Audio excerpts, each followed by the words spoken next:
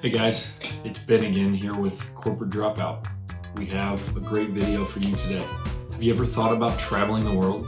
Does it just seem out of reach because travel equals money? Traveling doesn't have to be expensive. Today, I'm going to show you guys how I spent 3.5 months, traveled to 22 countries, and spent less than $6,000 in travel expenses.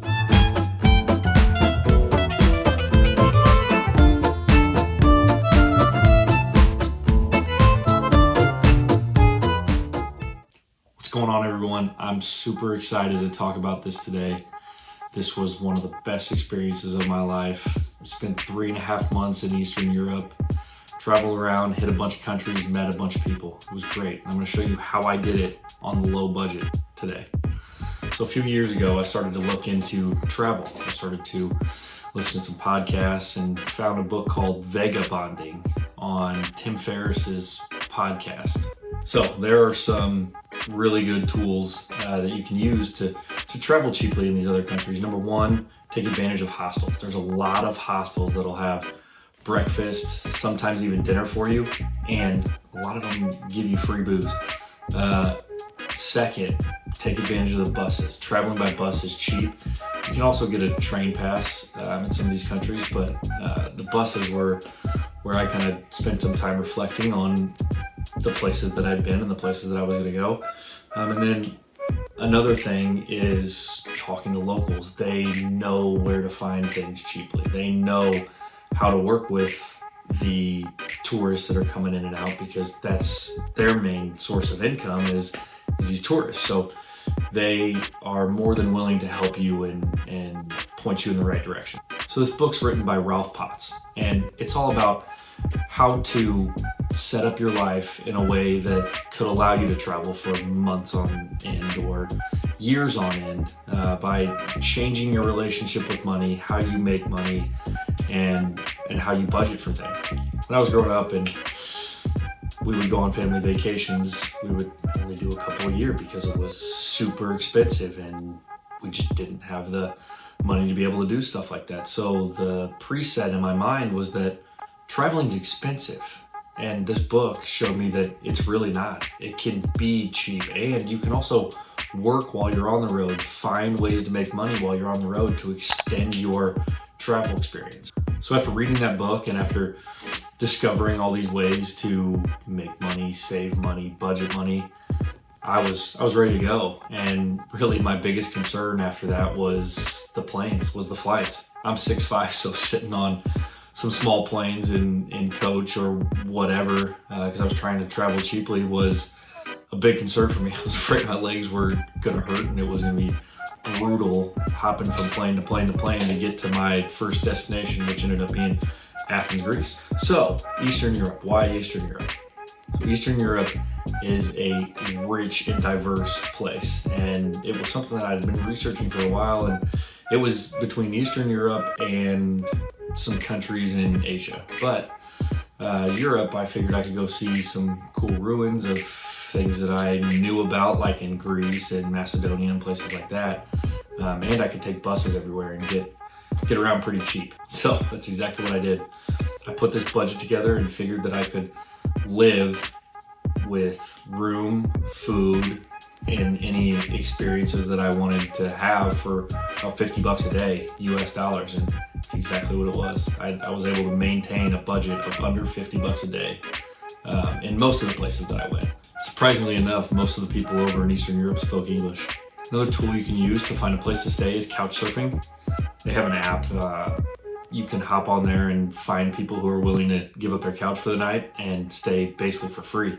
If you're like me and weren't working while you were traveling, or want to not have to work while you're traveling, you have to find ways to do this as cheaply as possible, and couch surfing and hostels are a great way to do that. But if you can still maintain some income and don't want to live or stay in a hostel, Airbnb is a great option. They have so many cool places that you can stay over there.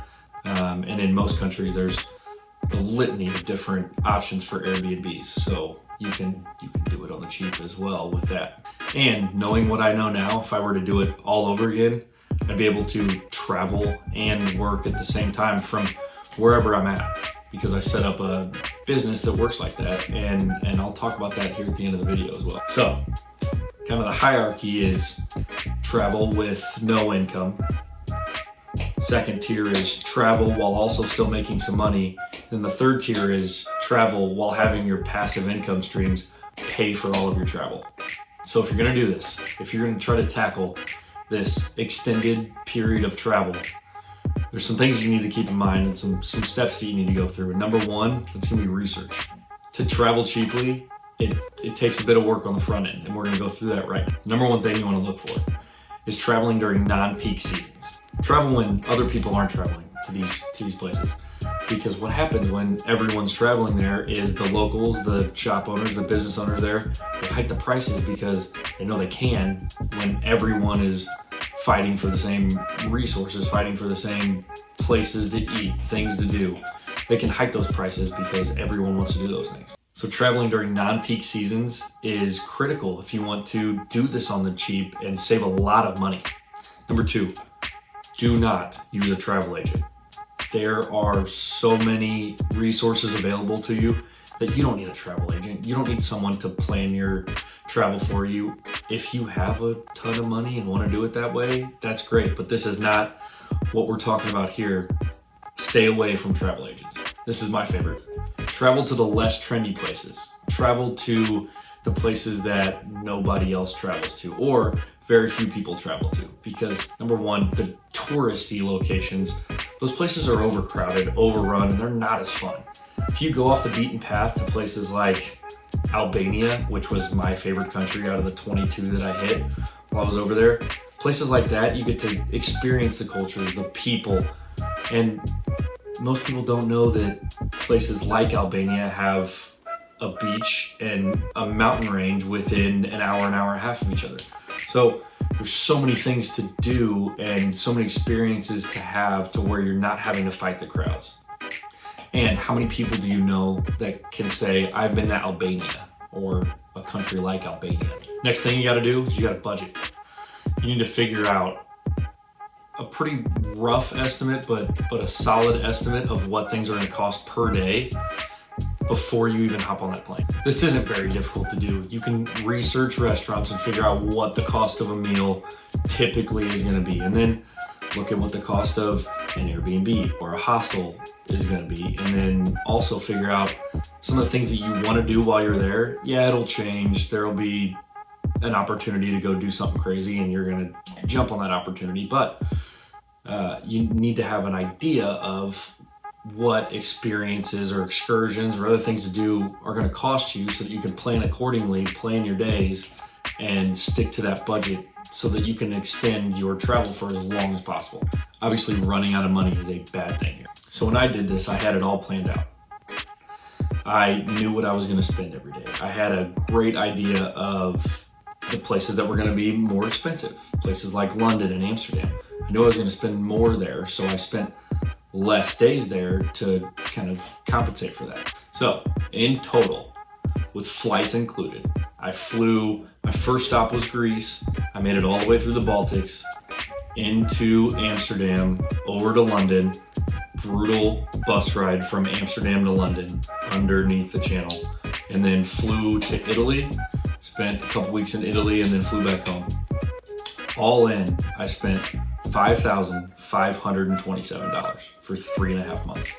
And keep in mind, I wasn't working at all during this time. So that 3.5 months, if you're bringing in a couple $100s a month, you can extend that for quite a while. So let's talk about how to travel the world every single month. It's all about creating a job for yourself to where you can travel and work, or my favorite, creating a fully passive income stream. So to work while you're on the road, there's so many opportunities to make money. You can do things like dropship. You can write an ebook. You can trade NFTs. You can sell digital assets on Etsy. And if you're traveling the world, digital marketing or being an affiliate marketing person, people love profiles that have a bunch of travel pictures, have a bunch of travel videos, and you can quickly grow a following that way and then be able to sell some marketing services with it as well. The real goal here is to build passive income streams that generate revenue every month that goes to your mailbox when you wake up, that money's sitting in there, so that you know that you can have all of your expenses covered and have money to travel every single month. And my favorite way to do this is Airbnb arbitrage. So what is Airbnb arbitrage? Well, basically what it is you get a lease on a property. You rent a property from a landlord, and then you get their permission to rent it out on Airbnb. Airbnbs and short-term rentals generate revenue 2 to 3 times what the cost of a long-term rental would be. So what does that look like? So you rent a property, put first month's, last month's, and a security deposit down, and then you purchase furniture to furnish the Airbnb. It'll cost you 15 to 20K to do all of that. And then you rent it out on Airbnb, you put it up on Airbnb, and you can generate revenues of 2 to 3 times what you're paying in that monthly rental payment. Yeah, you're gonna have some costs factored in that you'll have to take a look at, like cleaning costs and some management fees as well for somebody to manage that Airbnb for you, or you can do it yourself. However, if it's in another state, you're gonna have to have a manager take care of all that stuff for you.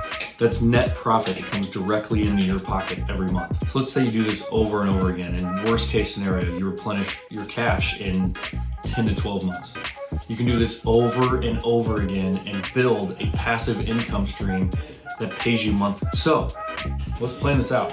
Let's say your monthly expenses, you figure up all of your costs, your bills, everything that you have to pay for. Your monthly expenses add up to be $5,000 a month, whatever that number is. Then to travel every month, it costs another $2,000 a month. So your target is $7,000 in passive income per month. To reach $7,000 a month with the numbers that we used, you need 5 houses, 5 Airbnb arbitrage houses. 5 houses to be able to cover all of your expenses and travel every single month without doing anything. This is truly passive income. This is income that you don't have to do anything to get every month. You have a property manager managing your Airbnb. You have a cleaning company through that property management company that cleans your Airbnb. All you're doing is you're collecting that check at the end of every month. Not to mention, if anything goes wrong, the property manager that you're renting the property from, they take care of it. You don't have to own the asset. You don't own the asset, so none of that's on you. This is my favorite way to build passive income.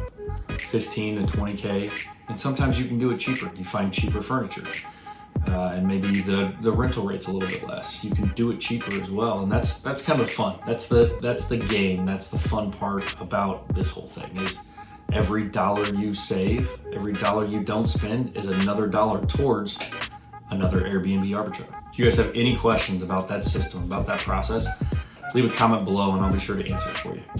Traveling, it's not just for the rich. As long as you budget, as long as you research, as long as you budget, as long as you plan things out, you can do this. You can travel every month if you want to. And if you build those passive income streams, you can travel with no worries, no work obligations, be completely free to live the lifestyle that you want. I'll tell you, I didn't have these passive income streams in place when I went to travel, and it was still one of the best decisions, one of the best experiences I've ever had. I made lifelong friends. I had experiences that I could never imagine that I'd have. And I learned a lot about people, about cultures, about life in general. I would never trade that experience for anything. Yeah, it might be a little scary, but go out and embrace that fear. Go out and live the life that you want to live. The life of a true corporate dropout. That's all we've got for you today, guys. If you like this video, go ahead and subscribe below, hit that like button, and we'll see you in the next one.